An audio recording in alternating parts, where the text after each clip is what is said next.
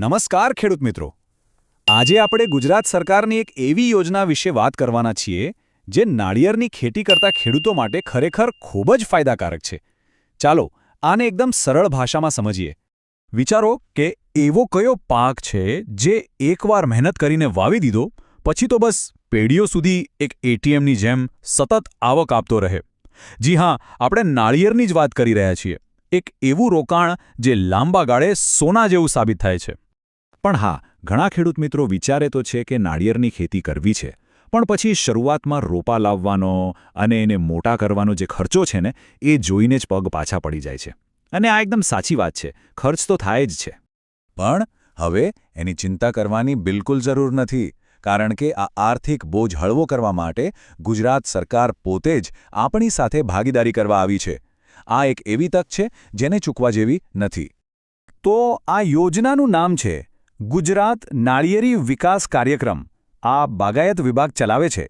આનો સીધો સાદો હેતુ એ જ છે કે ખેડૂતોને નાળિયેરની ખેતી કરવા માટે પ્રોત્સાહન મળે, આર્થિક ટેકો મળે અને ગુજરાતમાં નાળિયેરનું ઉત્પાદન વધે. સારું, તો હવે આવીએ સૌથી મહત્વના અને કામના સવાલ પર. આ યોજનામાં સરકાર તરફથી ખરેખર કેટલા રૂપિયાની મદદ એટલે કે સબસિડી મળી શકે છે? ચાલો એના આંકડા પર સીધી નજર કરીએ. જો અહીં સરકાર મુખ્યત્વે 2 તબક્કામાં મદદ કરે છે. પહેલું, જ્યારે તમે નવું વાવેતર કરો ત્યારે, અને બીજું એ વાવેતર કર્યા પછી એની સાચવણી માટે.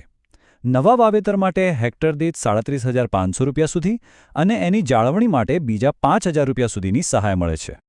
ચાલો આને વધુ સરળ રીતે સમજીએ. જો તમે નવું વાવેતર કરો છો તો 1 હેક્ટરનો અંદાજિત ખર્ચ 50,000 રૂપિયા ગણવામાં આવે છે.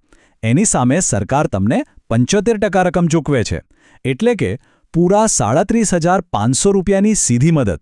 આનાથી શરૂઆતનો મોટો બોજ એકદમ હળવો થઈ જાય છે. અને વાત અહીં જ નથી અટકતી. છોડ વાવી દીધા પછી એની માવજત પણ એટલી જ જરૂરી છે. તો ખાતર, પોષણ અને જીવાત નિયંત્રણ માટે જે 10,000 રૂપિયાનો ખર્ચ થાય, એમાંથી પણ અડધો એટલે કે 50%, મતલબ કે 5,000 રૂપિયા સુધીની સહાય સરકાર અલગથી આપે છે. તો હવે મનમાં સવાલ થાય કે આટલી સરસ યોજનાનો લાભ કોને કોને મળી શકે? શું કોઈ ખાસ શરતો છે? ચાલો એની પાત્રતા વિશે પણ જાણી લઈએ. આની શરતો તો જુઓ, એકદમ સીધી અને સરળ છે. બસ ગુજરાતના ખેડૂત હોવા જોઈએ, પોતાની માલિકીની ખેતીની જમીન હોવી જોઈએ અને ગુજરાતના રહેવાસી હોવા જોઈએ. બસ આટલું જ. સારું, બધું સમજાઈ ગયું. પણ હવે આના માટે અરજી ક્યાં અને કેવી રીતે કરવાની? ચાલો એ પ્રક્રિયાને પણ સ્ટેપ બાય સ્ટેપ સમજી લઈએ. અરજી કરતા પહેલાં થોડી તૈયારી કરી લેવાની. 3 મુખ્ય દસ્તાવેજ હાથવગા રાખવાના. એક તો જમીનના પુરાવા માટે 7, 12 અને 8ના ઉતારા.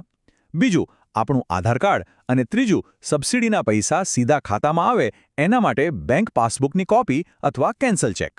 અને સૌથી સારી વાત શું છે ખબર છે? આના માટે કોઈ સરકારી ઓફિસના ધક્કા ખાવાની જ જરૂર નથી.